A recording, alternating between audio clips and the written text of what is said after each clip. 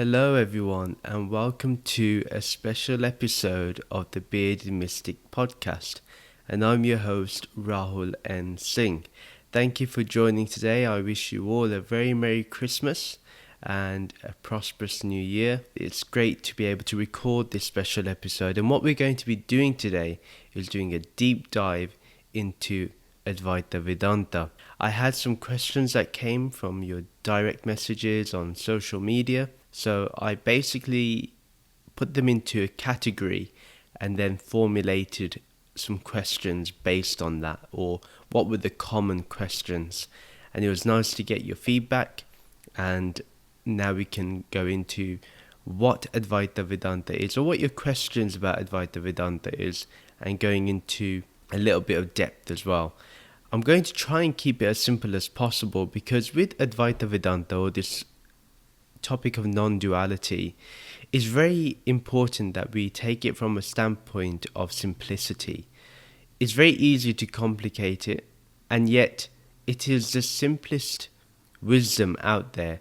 It doesn't need a lot of philosophy around it.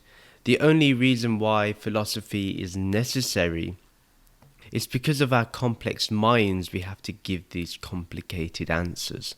But Advaita Vedanta, or non-duality, is very, very simple and not complicated at all. Before we go into the deep dive, I do want to talk about my Patreon page with you, and I would request if you could please sign up and support the Bearded Mystic podcast on Patreon. Now, with Patreon, what you can do is you get extra content. You get to be in a live stream with me that's only specifically for Patreon. You get blog posts, you get special bonus episodes of a podcast. There's so many things you get from being in that community. On top of that, it keeps this podcast ad-free. How many times have you gone onto a podcast and you've heard an ad and you want to skip? I want to keep us away from corporate donors and anything like that, and just keep us focused on the podcast and the content, and keep us editorially free as well. Please take a look at my Patreon page, and you can find the link in the video description or in the show notes below. And let's start. By the way, I made a cup of tea this morning because I started the setup around 6:30 a.m. in the morning, and I kind of need my tea, so I'll probably be sipping my tea throughout this. This is a very casual episode. It's not formal. It's literally a conversation with you. And that's how I want to do it today. Sprinkling in a little of deep philosophy. Okay. The first question. This was a very popular one. What is Maya? I can understand why it's a popular question. There's a lot of confusion around it. And the main reason for the confusion is that sometimes people have translated Maya as illusion. Now, it's not an illusion, according to Advaita Vedanta, or according to non-duality. It is not an illusion. Maya is very real, because on the relative level, you are experiencing Maya and you are dealing with Maya. To then turn around and call it an illusion, it takes away the meaning of life, or the juice of life, or the excitement of life, or even the purpose of life. So therefore, I think calling it an illusion is not a great word, personally speaking. So, yes, Maya is seen as mithya, and mithya just means it is a reality that is relative. It is subject to change, to modification. This is true. If we look at our own body, it is decaying every second. And when it goes, when the life force disappears, and we'll be talking about the life force later, that also shows us that we are going to decay. This body does not remain as it is. Without its vitality, it is mithya. Our thoughts, our mind shows it's mithya. How many people unfortunately end up getting dementia, or you start forgetting things just naturally? Your memory isn't as sharp as it used to be. That is the subject of modification. So just looking at our body and mind, we can see it as mithya. In a sense, yes, all this is unreal at the absolute level. But how many of us actually live on the absolute level? even if you are a renunciant who has gone to an ashram, who has gone to the Himalayas, or who has retreated to a forest, how many of them are actually experiencing things on the absolute level of reality? Probably not. Our waking reality does not allow us to do this. In Advaita Vedanta, there is the topic of waking, dreaming, deep sleep, and then the Turiya state, the fourth state. Now, we won't be going into that. Nobody really asked questions on that. But again, we can see that our awareness is present in all four of these, but subject to how alert we are.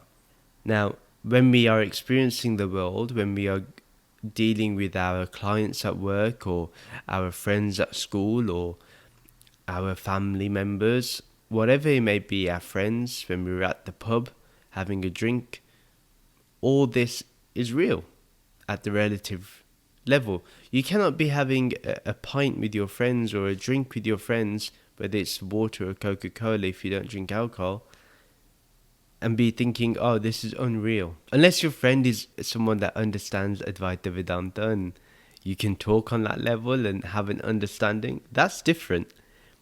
And I do that sometimes with my friends and my family. But with someone who doesn't know Advaita Vedanta, or someone who is in the philosophy of duality, I don't think that's a great thing to say. I don't think they're going to get you. If I turn around and say, well, this cup of green tea is unreal, well, it's not unreal, because I'm going to taste it. The heat is very real. The water is going to quench my thirst. The caffeine is going to wake me up. It's very real. This is what we need to understand about Maya. But that's a relatively simple way to understand it. Maya, or the relative reality, I like to call it the relative reality or the transactional reality. That's what I like to call it, because it is still real at a transactional level, yeah? We've talked about this in previous podcast episodes, but it's something I still find people are confused about. They don't know how to practice the knowledge of Brahman, and that everything is basically unreal on the objective level and the ultimate level of reality, and then deal with the world. They don't know how to do that. They don't know how to marry up the two. And it's very simple. When you're working, the transactional reality is at the forefront, and then the background awareness is Brahman. And when you're in meditation or in moments of silence or contemplation, Brahman is at the forefront, and the transactional reality will always be in the background. While you're alive, you cannot get rid of the transactional reality. So to even attempt to get rid of it is a fool's attempt. And I'm going to go into why that is. But do not even think about doing this. Trust me. If right now you think you have to transcend Maya and get over it, and that you need to really understand that it does not exist, that it's all an illusion, I would say just stop. Don't do that. It's just going to get you into a mess. A big mess. A pool of confusion. And nobody likes that.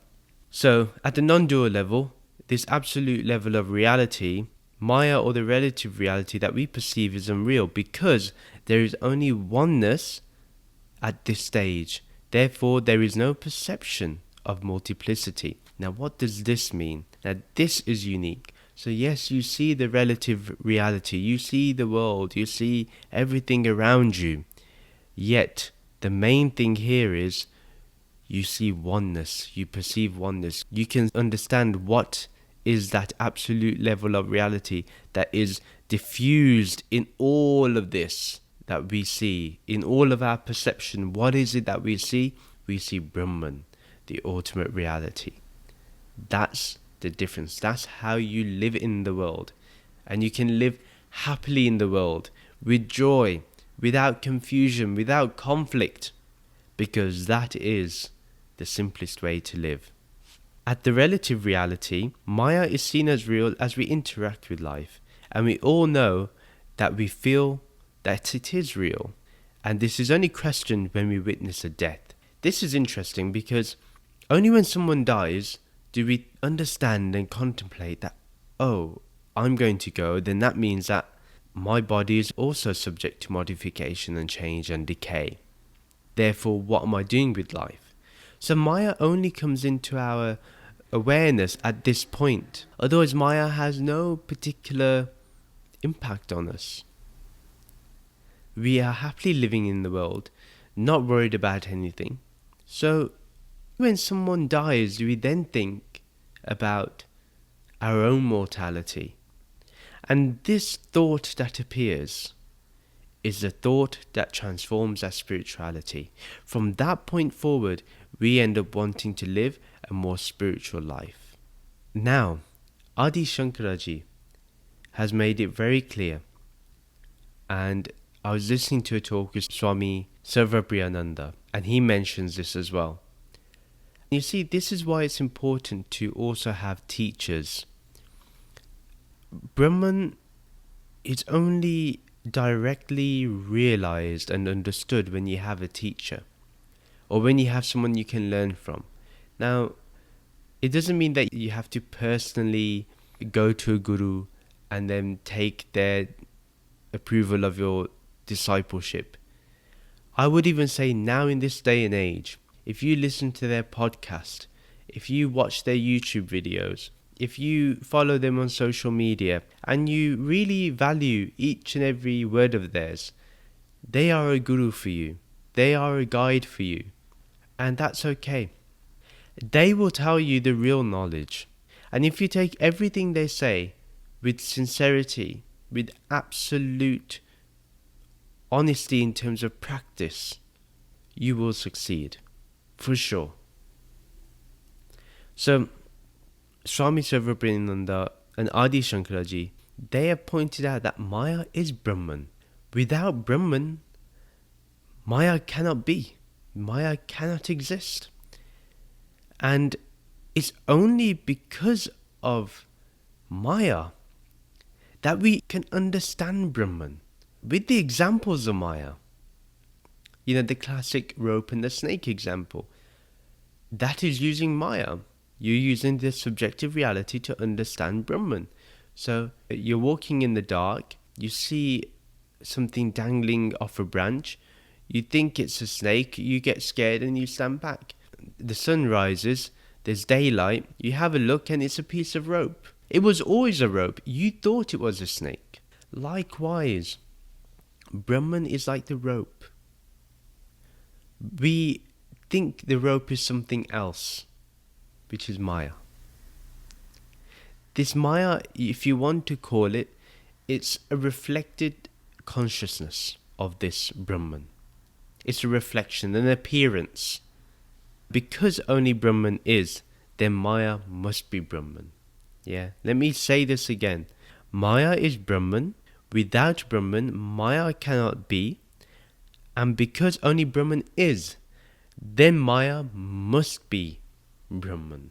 Yeah, Brahman meaning the ultimate reality. Maya is projected to us like a movie against a blank screen. The blank screen being Brahman, and Maya is the projector. Yeah, the colors of the screen, the moving characters of the screen, the scenery in the screen. But when the projector is turned off, then the screen is as it is. The screen was always blank.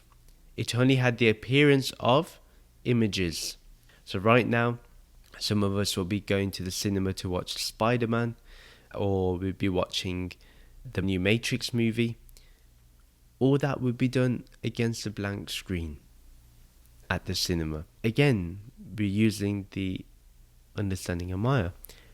Now, another example of that would be the clay pot. Imagine there are multiple clay pots in front of you. Say 50. But really, it's only made of one substance, clay. We call it a pot, but actually, it's just clay, right? So even though we call this Maya, really it is just Brahman. You see, I don't know, I feel this is real for me when I'm explaining it to you.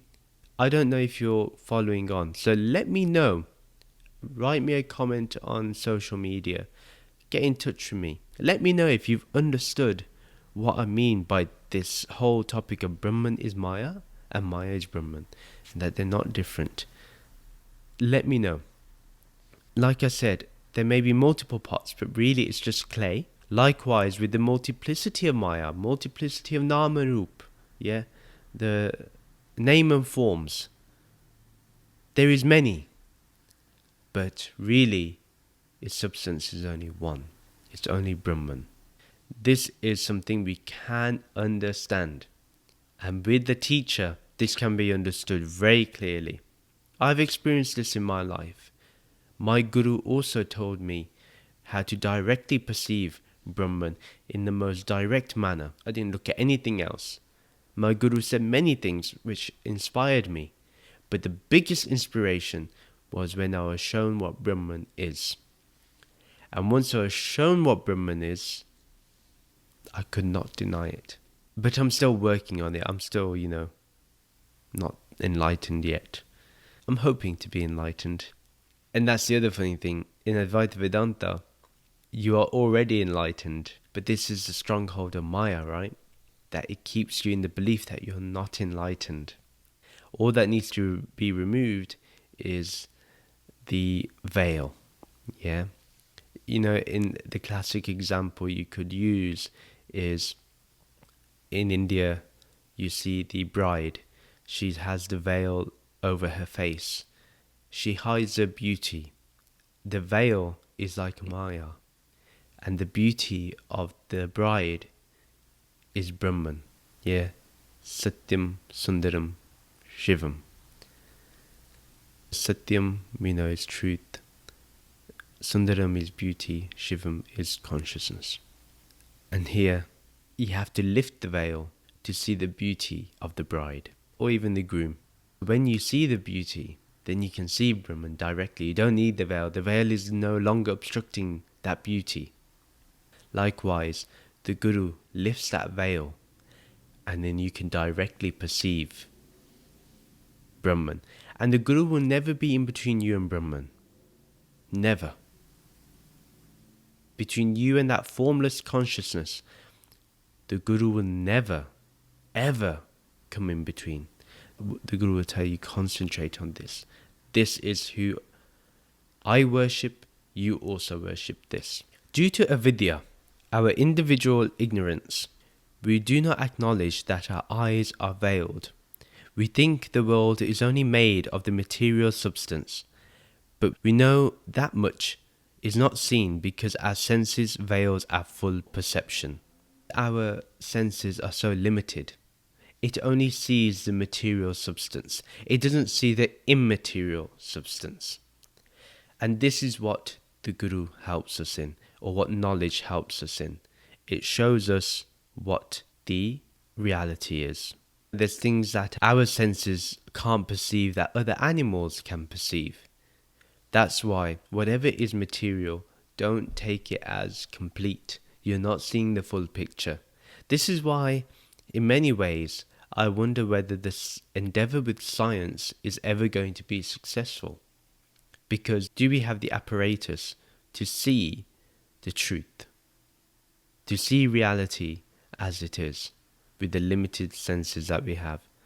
That's why in Advaita Vedanta, in spirituality, it's told of us to go beyond our senses. And that is just awareness. And I wonder now whether with the advancement of technology and science, whether they will now start looking at how in the East they have been describing levels of reality. It'd be interesting to see if they go towards that. I know there is talks about it, and someone who's actually leading this is the Dalai Lama in this endeavor of bridging science and the subject of consciousness. It's very interesting. We must understand that the world we live in is empirically real, and that this appearance of multiplicity will continue. It's going to go on for infinite times. Whether it's there or not, who cares? It's going to continue. It's not going to disappear. All that we call Maya is the Nam and Rup of Brahman, and with the knowledge of Brahman, we can see that this Nam and Rup is just an appearance. Therefore, even all this answer I've given to you about what is Maya, it's all mithya. It's all subject to change, to modification, because reality itself is non-dual and is beyond explanation. This is why it's so beautiful. Earlier I mentioned what would things be at the non-dual level. That's what it is.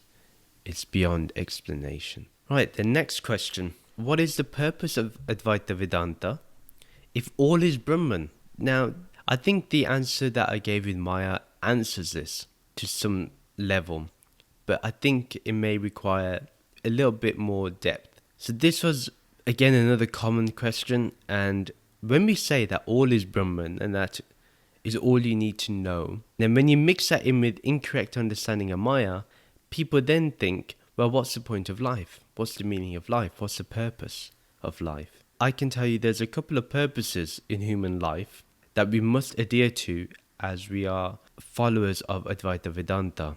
And the first one is to ensure you have enough for your daily living. Do not rely upon anyone else. If you don't have enough, then spirituality is a no-go zone. So the first thing is to ensure that you have the means for survival. So if it means that you have to go and get a job, go get a job. If it means you need to feed your family, make sure your family is fed. Work with your spouse or your partner and make sure that happens. If you're a single parent, do your level best to ensure how you can do that effectively. Utilize government programs to help you. Those are the things we need to do. Make sure at least the basic things like food, water, electricity, now the internet, all these things are provided. Ensure that you can satisfy your personal desires, however they may be, as this will empower you to think of something beyond this body and mind. Whatever personal desires you have, you want to get a particular car, you want to get a bigger house, you want to move to a different area or location, you want to buy something in the house. Whatever these personal desires of yours are, meet them. Now, when I say meet them, I don't necessarily mean just go and get what you desire. What I mean is put them under an inquiry. Think about them. Look into them. See if they are necessary. So once you're happy with your personal needs met and you're satisfied, then you can think of the community, and you can expand this from your home to your neighborhood, and if possible, your country, and even better, this whole world, this earth, and help them with their needs.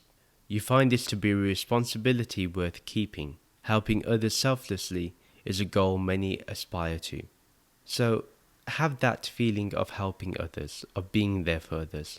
Now, you can't change the world in a moment, but you can change the world a little bit, and you can always do this.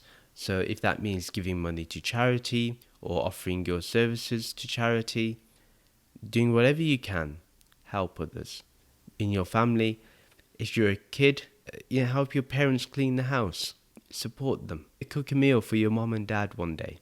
Do those things, it'll make them happy. Once you've met all those desires and you're helping others, but now you still feel that something is missing in life.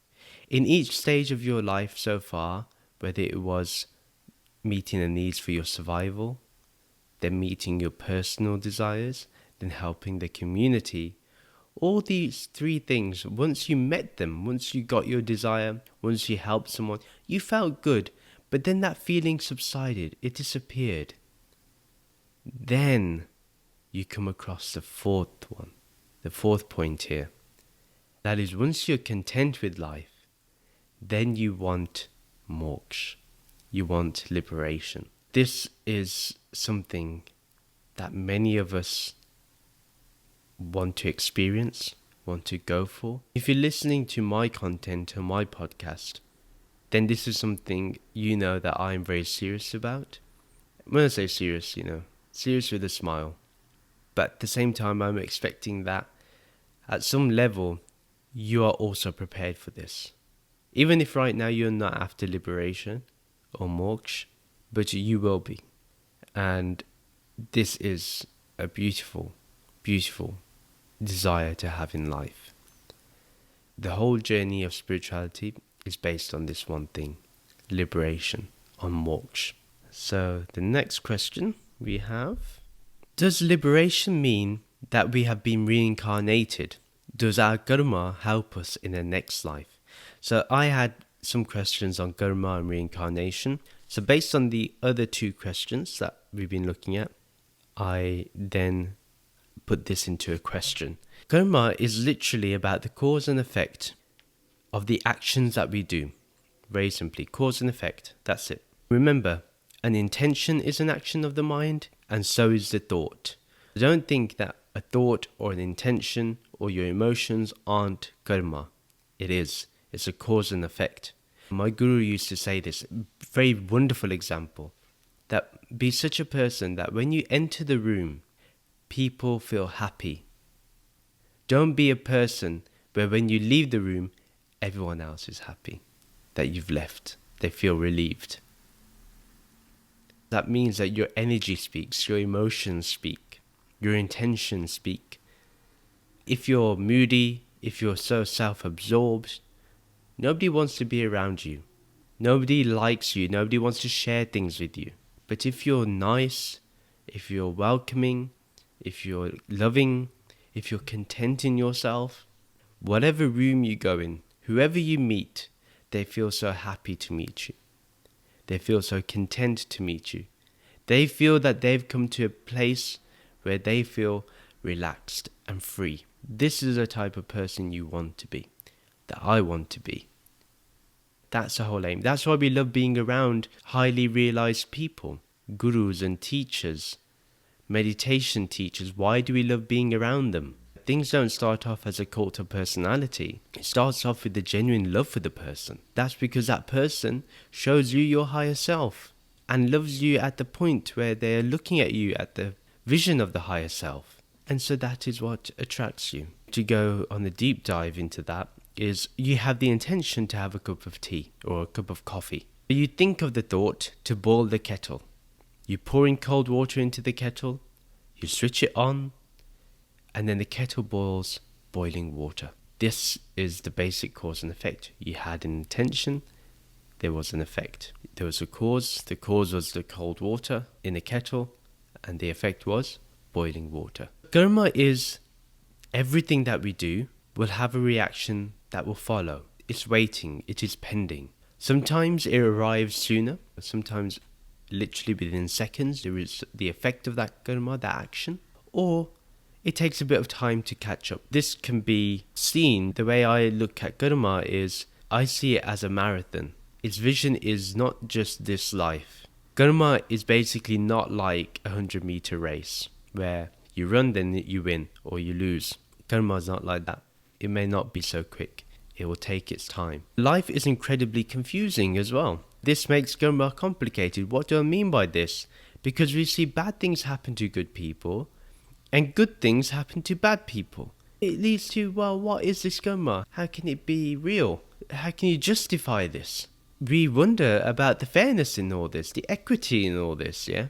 Now, in Advaita Vedanta, karma and reincarnation can be simply understood, but we'll go into that as we conclude this question. But say we believe in karma and reincarnation. How do we explain it? There's two things. One thing is we have something called vasanas. These vasanas are our tendencies that we have, our conditionings that we have. These are built according to our actions in the here and now. So whatever we do now, they cause habits and tendencies for the future. They make our character. They build upon that. Everything we do in the here and now. That's why it's requested from the saints and sages that we live a more ethical life, one that cares for others, one of compassion, forgiveness, love, humility. All these things are asked in the here and now because they build up our tendencies. We act according to what our inherent tendencies want us to do, and this adds on to our sanskara. These sanskaras are tendencies we are born with from previous lives, or vasanas, the tendencies accumulated in past lives. Sometimes you can see this. You have siblings. One sibling is really into art. The other sibling is really into economics. Totally different. Nobody is the same. We carry on these tendencies from previous lives. This is if you believe in karma reincarnation, and this is my understanding too. This is what I feel to be true for myself. Now, a true Advaitin acts only in the present moment, not desiring a result. But the action must still have a result. We can't escape that. Even if you're enlightened, you will still face the result of your actions. Even from the previous lives, they will have to be dealt with and exhausted. The fruits of all your actions. If the actions are one of more righteousness, it will bring its fruits in the current life or in a future birth. If the actions are of one of less righteousness, it will bring its fruits in the current life or in a future birth. Regardless, everything can happen either right now, in the present moment, or it can happen in the future. Now, a true Advaitin and an enlightened Advaitin, if they reach the highest stage of realization, they can get rid of all their karma, where they do not accumulate anymore. Remember, they will follow the very principle that Sri Krishna told us to follow in the Bhagavad Gita, which is, you commit to actions, you have free will to do what you like. But remember that you are not responsible for the fruits of those actions. You cannot expect anything as a fruit of an action. Whoever does that, they're free from the effects of karma. They are free from the effects of actions, because they're living on that level of reality. Therefore, everyone must go through this process of reincarnation with our accumulated sanskaras or karma. So if you do bad, you may get a life form that takes you away from reaching the goal of moksha. Whilst if you do good, it will take you to a form or circumstances that brings you closer to moksha, or allows you to be in the right circumstances to be liberated. This can be understood in many ways. One thing that is said is that this human birth is the highest. The scriptures tell us this. And the reason for this is because it's only in the human birth that one can be liberated as an opportunity that is available for everybody. Now, that doesn't mean that animals cannot be liberated or plants cannot be liberated. I don't know. But for sure, we know that it's available to every single human being. Whilst for animals and plants, it may not be available to each and every one of them. Now, whether this is true or not, who knows? But its purpose is to inspire us. Let's be inspired to be enlightened, to be liberated. For an Advaitin, I was talking about what is it for Advaita Vedanta, what's the real non-dual aspect. For us, there is not even one life, nor is there many lives, because all is a self. Brahman is beyond birth and death, beyond life, beyond these moments. Brahman is as it is. That's why Brahman is seen as eternal and self-existent. This is who we are. So for an Advaitin, there's no one life and there's no many lives. This is to be understood. And when I say understood, I want us to really feel these words, really experience them. Don't just catch on to my words, think about them, contemplate on them. Like when I just said, there's not even one life or many lives, then ask yourself, then what is? Experience this.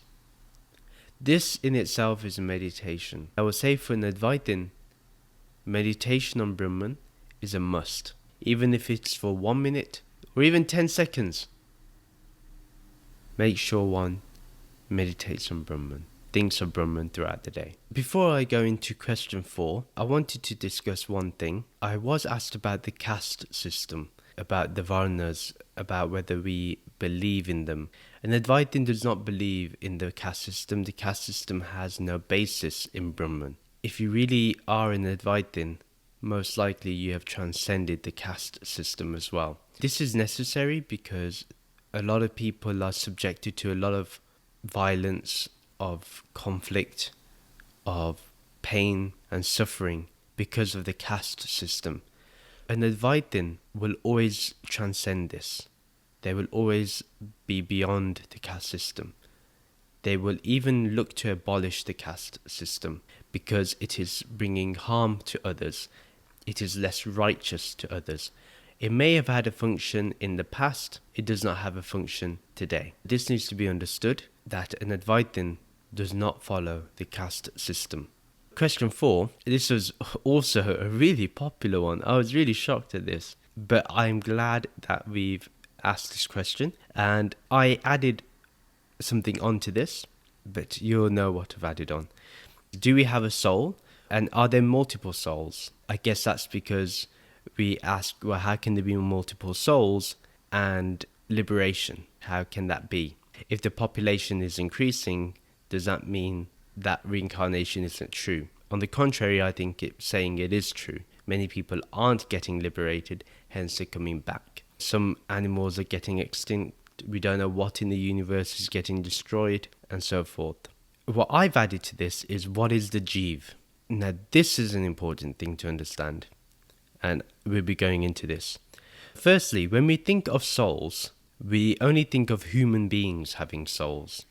Then we think that something happens to this soul. So Advaita Vedanta has a better way of explaining this, and that is called the Jeev. The Jeev is the life force that inhabits the body and mind. It is the life force that goes from one life to another. Without the Jeev, you are not alive. It's the Jeev that powers up the body and mind. It is the one thing that infuses life. Without the Jeev, you will not be able to live in this body. Actually, what leaves the body at death is the Jeev, the life breath, the life force. People may say, well, how can you measure this? How do you know this? Well, we see this when someone takes their last breath. I've seen it happen in front of me too. I saw my brother leave his body in front of me. And I saw how when the life breath goes, what happens to the body. It's a tough thing to see. The thing that you call alive is no longer there. That's why in India, once somebody dies, they never refer to the body as the name. So when I die, they will not refer to me as Rahul. Because actually the life force that made Rahul has now gone. Yeah, it's no longer there. The very thing that you called Rahul is no longer there. It's disappeared. We say the body will be cremated. The body will go into the house. People will do darshan of the body. Because without that life force, the body has no meaning. The Jeev is in everything that has a lifespan. Until we gain the knowledge of who we are and understand what Brahman is, this Jeev will go through the process of rebirth. So it will find the circumstances it's meant to go into. Maya has this whole system in order. Now let's go into what the soul is and what the Jeev is. Some people say Atma for the soul. Now, the Atma is the all-expansive Brahman that is individualized in a particular name and form. So it's the understanding. Okay, when this Jeev knows that it is Brahman, then it can be called the Atma, because Atma is Brahman. That's why Adi Shankaraji even says that the Jeev is Brahman. Because once you get rid of the individuality, the multiplicity of name and form, there is only the Atma. And Atma is synonymous to Brahman. The Jeev, even though it is Brahman, it thinks it is only the body and mind, and therefore thinks that it is individual. Hence the Jeev collects karma and goes from one birth to another. It's as simple as that. Nothing complicated. The Atma knows that the person will die, but I, the Atma, will not. Whilst the Jeev that believes that it is an individual, in this name and form only, this body and mind only, it will think it will die and will fear it regardless, if they believe in heaven or in future lives. Regardless of what that person may believe, they will end up fearing death because they believe they're the Jeev. Whilst the Atma, because it is the true I am, it's the I am before the body. Yeah, I am the body, I am is the Atma, the body is Nama Roop. The Nama Roop will go, the name and form will disappear, I am will remain. I am does not depend on name and form, or the I. So this is why Ramana Maharishi used to say, look into this I. What is this I? When you say I am, or when you say I need this, I want this, who is this I that is wanting this thing? Who is this I that is needing this thing? Have a look into this I. In the beginning you think it's the name and form, but eventually when you inquire deeper and deeper, and you keep asking this question, who am I? This I disappears of name and form. Then the I of the Atma is revealed and shines forth. This is what needs to be understood. When we say there's many souls, actually there's many Jeevs, there's many life forces, and the soul is just one, is Brahman. When we understand oneness, then we understand the Atma. I hope that this topic of the Jeev and the Atma is understood and is clear now, because it's very important that we understand that. So, the final question, and this question is going to be interesting. Does Advaita Vedanta believe in a God? If not, then what does it believe in? Now, before I go into this, there's two schools of Advaita. There's the traditional school of Advaita, which I tend to adhere to. And then there's the more neo-Advaita, the new school of Advaita. And this has mainly come out from people who have followed Ramana Maharishi, Punjaji, or Papaji, as he was referred to, and Nisargadatta Maharaj. They created this neo-Advaita, not of their own volition. They didn't intend to, it just happened.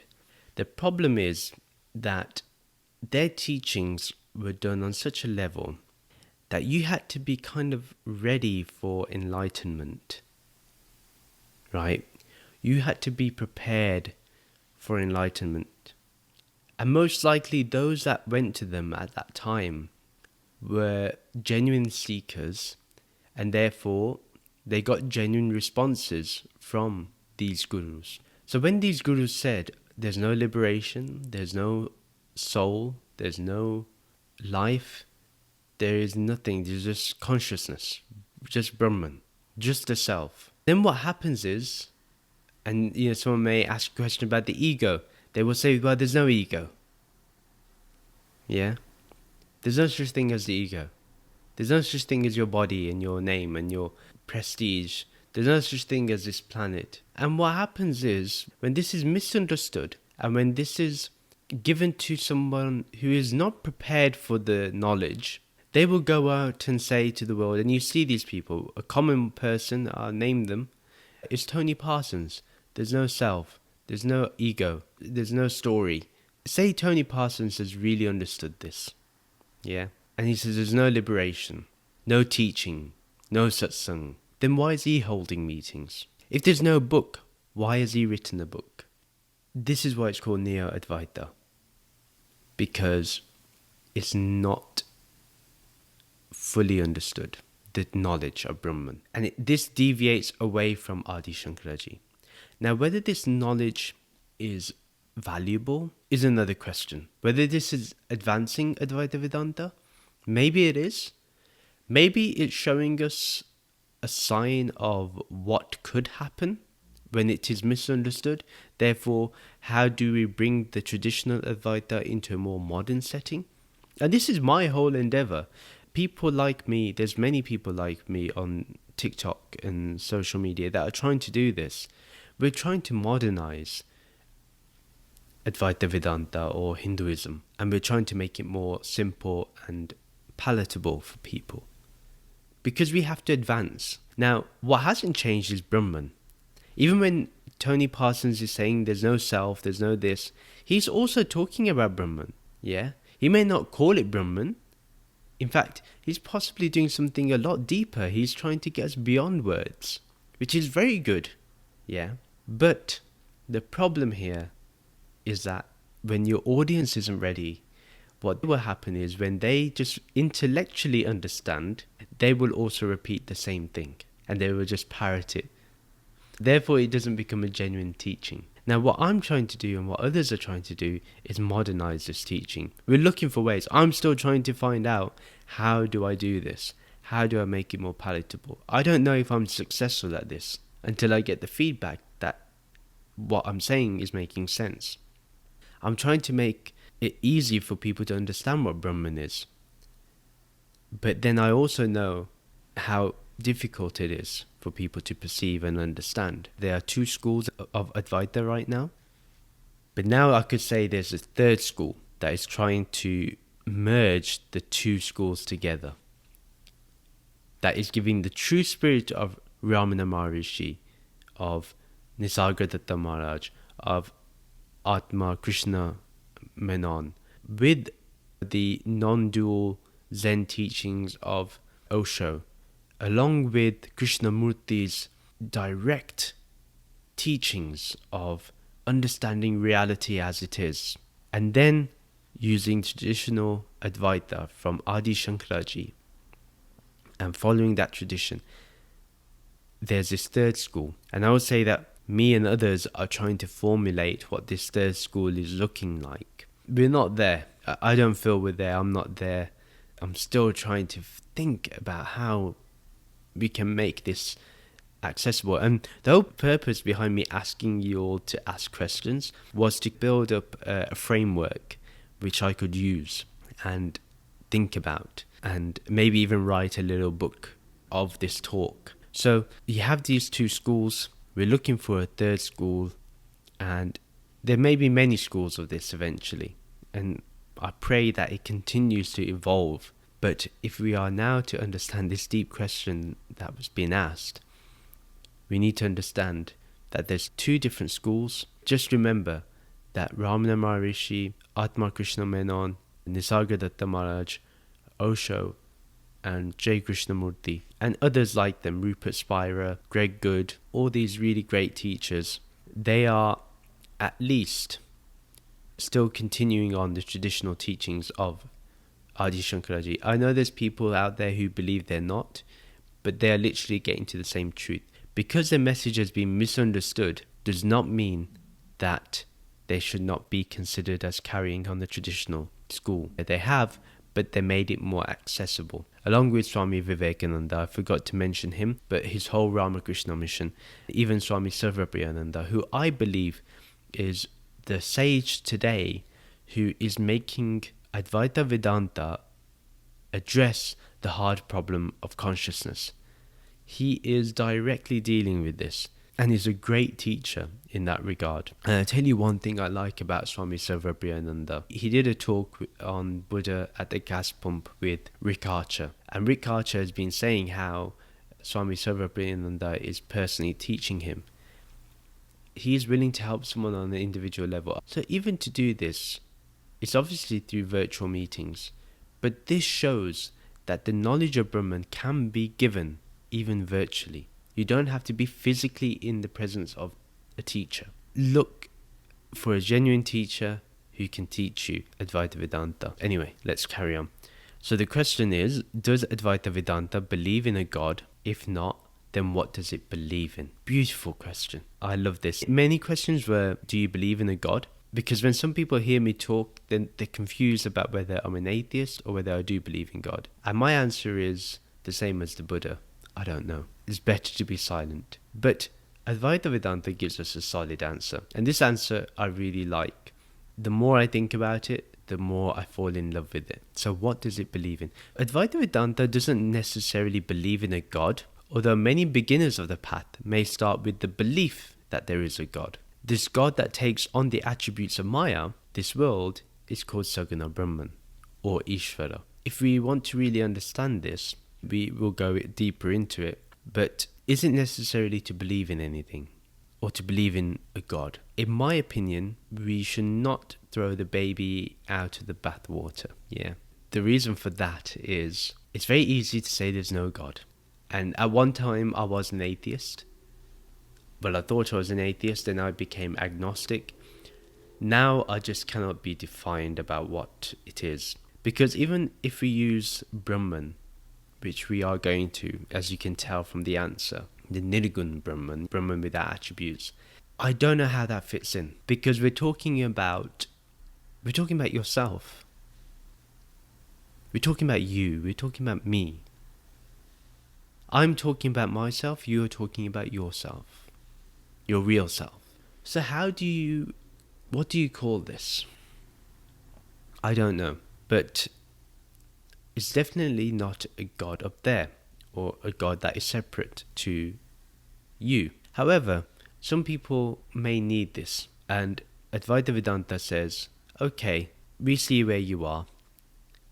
We know you need something, so we're going to give you something. But we want you to understand that you have to transcend this. But before that, let's entertain you for a while. Let's bring you in so you can then get to know the deeper truths of reality. See, this is why there's no gatekeeping in Advaita Vedanta. This is the one answer that proves it. When you bring in Saginaw Brahman, which means the attributes of Brahman, the attributes of the world, which is similar to a personal God, when you do this, what you're doing is saying, okay, come in, now look at the philosophy. Now, if I said to you, there is no God, then I'm turning away others that may be interested in deeper knowledge. They may have a fundamental belief in God. This is why it's really important that we understand that, yes, while we're in Maya, in the beginning, there may be Saginaw Brahman. And let's go into this. It is this collective attributes of Saginaw Brahman that projects Maya and powers its influence on us. It's projecting Maya, it is showing this magnificent appearance, and it is the appearance itself. It's full of its attributes and qualities. We worship it. Saginaw Brahman can be seen in the many Devis and Devtas in the Hindu pantheon that we know about. The gods and goddesses of the Hindus, whether it is for the earth, wind, sun, the moon, the Ganges, knowledge, wealth, the creator, the sustainer, and the destroyer. All these attributes are of Saginaw Brahman. Now what happens is you may want to concentrate on a particular attribute, and that is your Ishtevta, your loving Devta, the one that you worship. When you pray and you want something, you're most likely going to be asking for Ishvar, or that Ishtevta, your favorite deity, and this is the same as worshipping Saginaw Brahman. It's the same thing. And you pray to that appearance or form, but you acknowledge that it's made of a higher principle. When you're worshipping the Devi of wealth or knowledge, but you know that that Devi is a representative or an attribute of Brahman. You're acknowledging the higher principle. Yet you're asking for something. If you want your business to be successful so you can have money, you worship Mahalakshmi, and Mahalakshmi, if she wants to, will provide you with that boon. But really, Mahalakshmi is neither a he or a she. We made the image into a female, but it's an attribute. These deities are just as real as you and I. These attributes, for example, wealth we know is real. We touch money. We see the money in digits on our phone or on the ATM machine or on online banking. We know wealth is real. Knowledge is real. I'm reading this to you. You're taking this all in. It's knowledge. So we know that these are attributes. So they are real as you and I. So that's why you can worship Hanumanji. You can worship Krishna. You can worship Ramji. You can worship anybody. For they are attributes, name and forms of that Brahman. I hope you're following me. It's very deep, but it's beautiful examples. In the end, we all know that all of this is mithya. All this appearance is mithya. Because only Brahman is. Now, we're going to get to the deeper stuff now. And this is going to be interesting. I love this stuff. Advaita Vedanta understands one fundamental truth. That for something to be eternal, to be formless, has to be without attributes of all kinds. And this is referred to as Nirgun Brahman. While you're in the world, while you're in the circus of the world, you need Saginaw Brahman. You need something to hold on to. You need to worship something. It creates devotion out of you. But eventually, your devotion will get to such a point where you will transcend all these attributes and you will become directly in union with Brahman, with Nirgun Brahman. Then at that point, you will understand the difference between the two. Saginaw Brahman is also mithya. It is also subject to modification and change. But Nirgun Brahman is not, because it has no form, it has no attributes, it has no qualities. It is just simply reality as it is simply awareness. Nothing more than that. Very simply, this is it. But we are people with minds and thoughts and ideas and tendencies, as we've been talking about, sanskars. So we have to deal with this. We have to address this question. This is the only reality that is. Pure consciousness, that is what it is. It is pure consciousness. It is eternal and limitless. The other way to understand this is you have the wave and the ocean, but both are dualistic in name and form. Water is both the wave and the ocean. Likewise, water is Nirgun Brahman, Saginaw Brahman is the ocean, and the wave is this multiplicity of forms. So when you see many waves, it's the multiplicity of forms.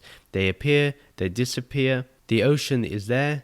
It is the one that powers the appearance of the waves, but water is what it is made of. That is the substance. Likewise, the substratum of everything is Brahman, this Nirgun. So when one truly understands the truth, then only Brahman remains. Then there is no need for me to say Saginaw Brahman or Nirgun Brahman. But why do I talk about these two? Is so we can understand the truth more deeply. To point towards Nirgun Brahman so that we can attain the right understanding, the right knowledge. The ultimate reality, this Brahman, does not change with time or place, nor does it belong to anyone. It is revealed everywhere and is never hidden, for we are this Brahman. You are this ultimate reality. When you meditate, you can directly understand this awareness. You can directly perceive this awareness. You can fully be Brahman and transcend everything. You will be able to understand this formless awareness. When I say understand, it's not the mind understanding. No. It's the Jeev that understands it. Hence the mind then understands. And the Jeev says, this is what you are. Mind, you're not what you think you are. You are not name and form. You are nameless and formless. You are this awareness, this ultimate reality. So there is no separation. You are this. You think you are the appearance, but you are this. Hence there is no duality in reality. It is revealed everywhere and is never hidden, for we are this. Never hidden. I really want to emphasize this. It's always here, always now. It doesn't disappear. It's always there in the background, waiting for us to acknowledge it, waiting for us to get to the right knowledge, to the right teacher, to the right guide who can show us what it is. And it's not a secret. It's there everywhere. In the scriptures it is written, and with the right teacher, the scripture can be understood for what it is. The Upanishads guides us to understand that the sole reality beyond existence and non-existence is Brahman. The Upanishads, other texts in Advaita Vedanta, Adi Shankaraji emphasized upon this. Existence and non-existence. Beyond this is Brahman. This awareness or pure consciousness is independent of the body, mind, intellect and senses. It's beyond them. The way to know that one has understood this and has allowed the knowledge to become their lived experience, the vision of oneness, is what that person has. Oneness is the experience of the enlightened being. Once you see all as one, once you see the world as one, of this Brahman, you are Brahman, Everything else is Brahman. Only Brahman is. When this is really experienced, the lived experience, and the ultimate reality is there at the forefront at all times, even while doing work, that person is enlightened. This is what the scriptures have guided us. This is what the saints and sages of the past have guided us to do, and can be done. So do we believe in a God? Yes and no. What we believe in is that you are God. But the word God still limits what Brahman is. Because you'll think of Saginaw Brahman, something with a name and form, with qualities, with attributes. But this Brahman has no attribute. It doesn't need any attribute. It can be talked about.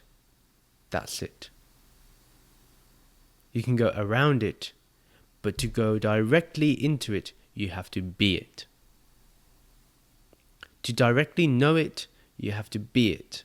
This is the key. So to understand Advaita Vedanta, and this is to sum up the whole episode, 1, the vision of oneness has to be your vision, your perception. Why? Because only Brahman is. Until you get there, you're going to accumulate karma, sanskars, vasanas, tendencies, and they will be exhausted whether in this life or in the future life. And most of all, understand there are billions and billions of jeevs, and until the jeev understands it is Brahman, it will continue to go in the cycle of birth and rebirth. And am I missing anything else? And yes, the main one, the appearance that we see, that we define as Maya, is nothing but Brahman. Without Brahman, Maya cannot be. And because of Maya, we know Brahman is. Thank you very much for listening to this episode, this bonus episode to end 2021. I hope and pray that 2022 is one of prosperity for you. May we all go towards this path of liberation, attain moksha, and make this world a better place to live in. May we all stay safe during these holidays. Most of all, wishing you all a Merry Christmas and a Happy New Year. Also, please do write a review. Do leave a 5-star rating. As I mentioned earlier on, take a look at my Patreon page. And if you'd like to follow me on social media, you can find my account details in the video description and show notes below. And yes, take care. And we'll end with the mantra that I normally end with. That is Om Shanti Shanti Shanti. Om Peace Peace Peace. Namaste to you all.